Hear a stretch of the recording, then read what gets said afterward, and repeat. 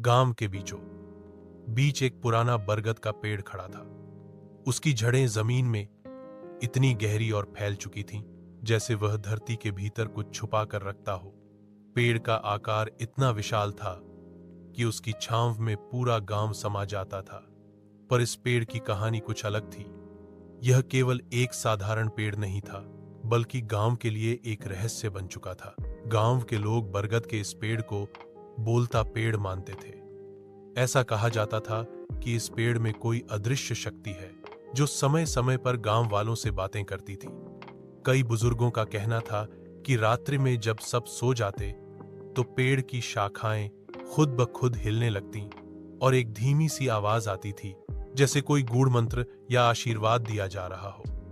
कुछ लोग कहते थे कि जब वे उस पेड़ के नीचे बैठते थे तो उनके दिलों में शांति और शक्ति का एहसास होता था। गांव के छोटे बच्चे अक्सर यह कहते थे कि रात को पेड़ के पास जाने पर वहां कोई छायादार आकृति दिखाई देती थी जो धीरे धीरे पेड़ के तने में समा जाती थी। इस पेड़ को लेकर कई किस्से और अफवाहें सुनने को मिलती।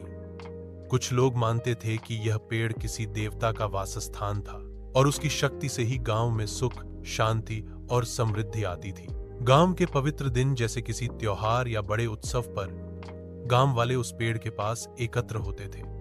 वे सब मिलकर उस पेड़ की पूजा करते थे, उसे अर्पित करते थे और उसे आशीर्वाद प्राप्त करने के लिए उसका आभार व्यक्त करते थे।